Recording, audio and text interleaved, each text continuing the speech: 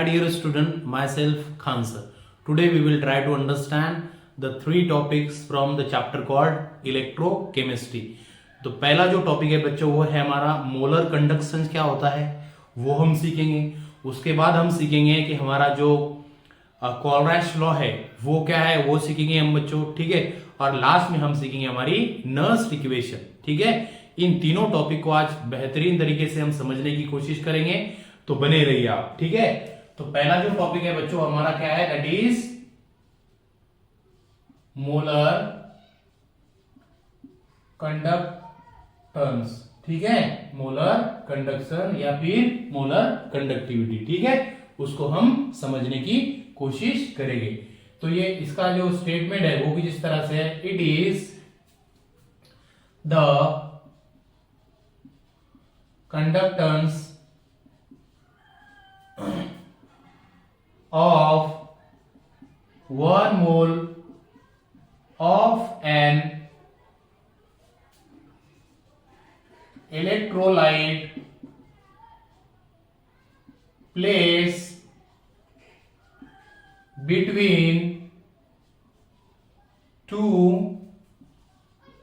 electrode of a cell.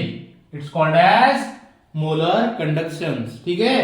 एक मोल electrolyte को अगर दो इलेक्ट्रोड के बीच में रखने के बाद जो कंडक्शन हमको मिलेगा उस कंडक्शन को हम कहते हैं मोलर कंडक्शन या फिर molar conductivity. The conductivity which is produced by 1 mole of electrolyte, 1 mole solution of an electrolyte, it's called as molar conductivity. ठीक है. तो अब इसको हम समझने की कोशिश करेंगे एक एग्जांपल के थ्रू. मान लो हमने क्या किया है, यहां पर एक इलेक्ट्रोलाइटिक सेल बनाया. ठीक है. और हमने यहाँ क्या किए, दो इलेक्ट्रोड प्लेस किए. ठीक है. और आपको पता है इलेक्ट्रोड जो होते हैं वो क्या होते हैं, एक होता है कैथोड और एक होता है ये जो है ये इलेक्ट्रिसिटी का क्या है, सोर्स है. ठीक है. और इसमें क्या लिया हमने, एक स्ट्रॉन्ग इलेक्ट्रोड लिया, दैट इज NaCl. ठीक है. तो ये और ये कितना है, दैट इज 1 मोलर. ठीक है.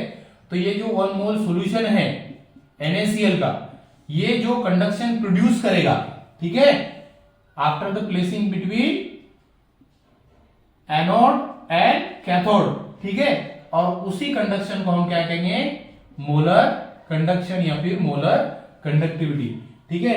एक मोल सॉल्यूशन हमने लिया NaCl का, उसको इन दो इलेक्ट्रोड के बीच में रखा और जो कंडक्शन ये 1 mole solution of NaCl produce कर रहा है उसी कंडक्शन को हम कहते हैं मोलर कंडक्शन या फिर मोलर कंडक्टिविटी. ठीक है. तो ये था इसका एक्सप्लेनेशन. अब इसको निकालते कैसे है, इसको कैलकुलेट कैसे करते हैं बच्चों, उसका हमारे पास फॉर्मूला है और वो फॉर्मूला कुछ इस तरह से है, molar conduction of an electrolyte is equal to kappa into 1000 divided by molality. Okay. तो इस फॉर्मूले के हेल्प से बच्चों हम क्या करते हैं, मोलर कंडक्शन जो है किसी भी सॉल्यूशन का कैलकुलेट कर सकते हैं. और ये है जो लैम्बडा m है, दैट इज मोलर कंडक्शन है. उसके बाद ये जो k है दैट इज कंडक्शन और इसको क्या कहते हैं, कापा. ठीक है. क्या बोलते हैं इसको, कापा. और इसका मतलब है दैट इज कंडक्शन.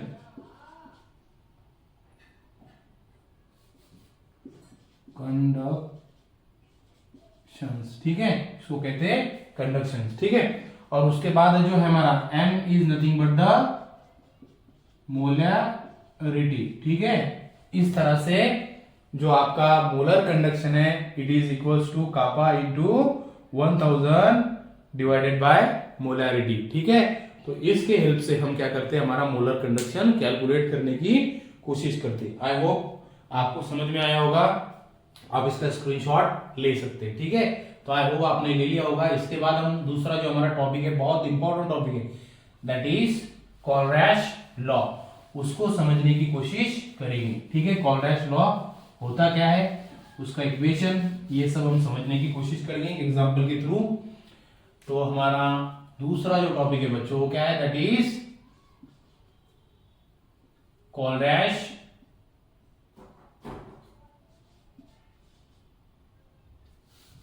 जो दूसरा टॉपिक है बच्चों हमारा जो दूसरा जो टॉपिक है हमारा दैट इज कोलरैश लॉ।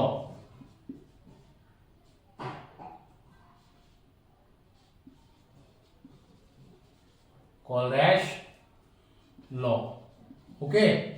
हाँ, इस टॉपिक का कहना क्या है कि एट इनफाइनाइट डाइल्यूशन, बहुत ज्यादा डाइल्यूट करने के बाद किसी भी इलेक्ट्रोलाइट की जो कंडक्टिविटी होगी, मोलर कंडक्टिविटी होगी, वो उस इलेक्ट्रोलाइट में जो कैटायन है और एनायन है उनके इलेक्ट्रिक कंडक्शन के इक्वल होगी, ऐसा कोलरैश लॉ का कहना है। ठीक है, स्टेटमेंट हम लिखेंगे, it is said that molar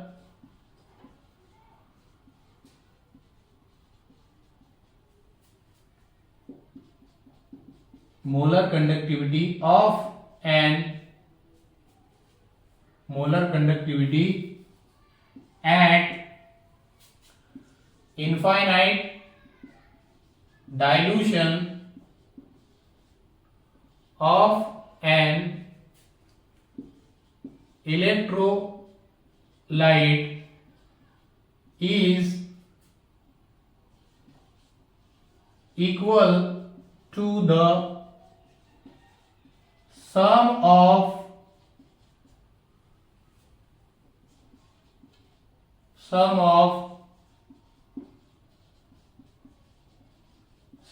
conductions of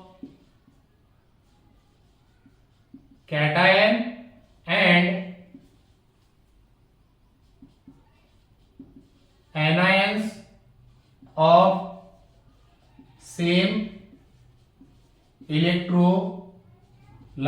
ठीक है, ये है स्टेटमेंट कोलरैश लॉ का। कोलरैश लॉ का कहना है कि किसी भी इलेक्ट्रोलाइट की जो मोलर कंडक्टिविटी है एट इनफाइनाइट डाइल्यूशन, वो किसके इक्वल होगी?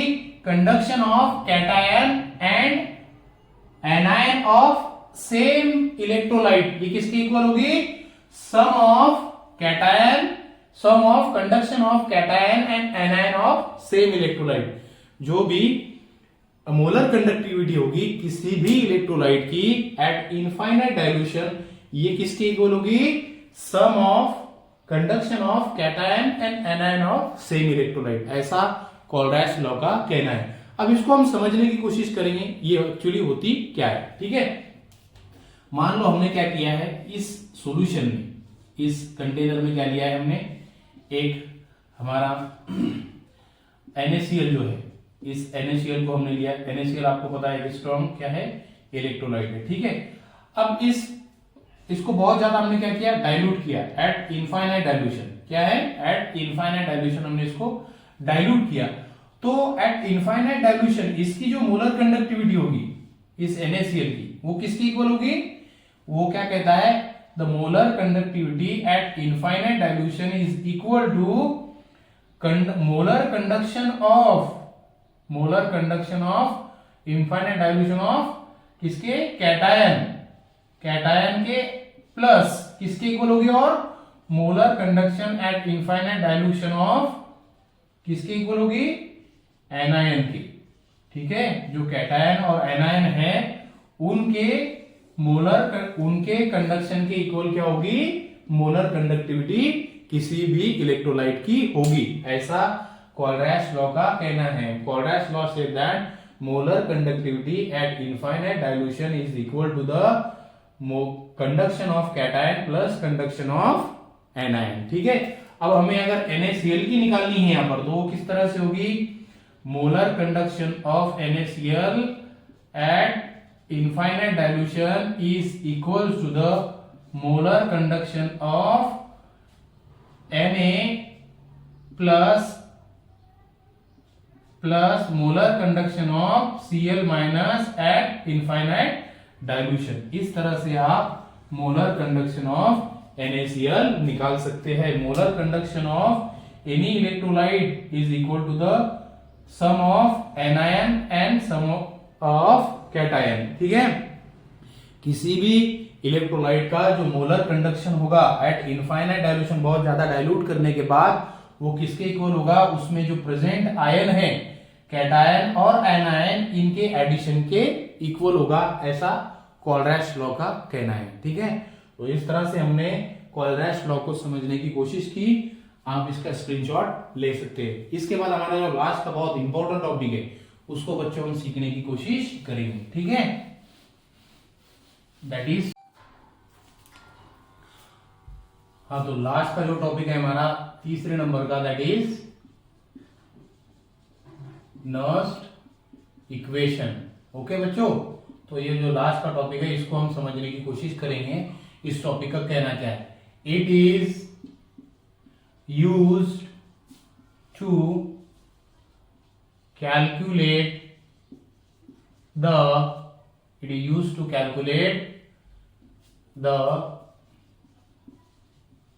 electrode potential at any concentration and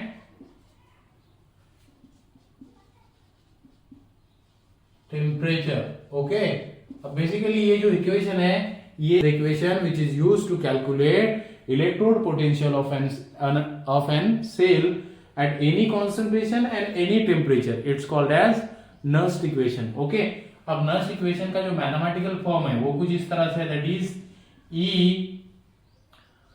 electrode potential is equals to E naught of cell minus RT divided by NF into log to the base 10 Q, okay, into Q।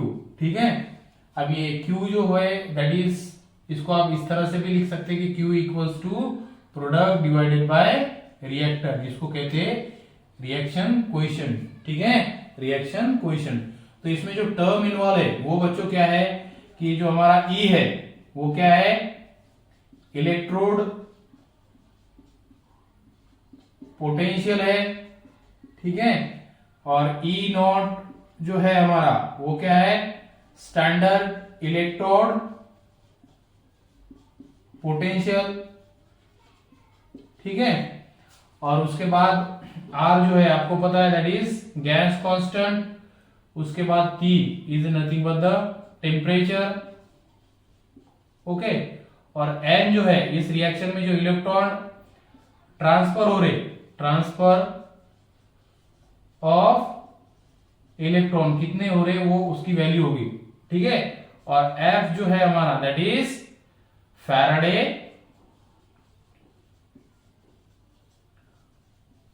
Constant.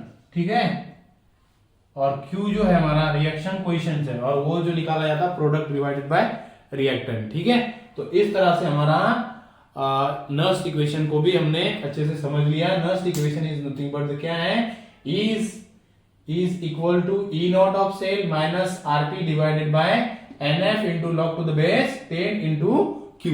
That is all about the Nernst equation. I hope आपको समझ में आया होगा, इसको आप लिख लो। ठीक है।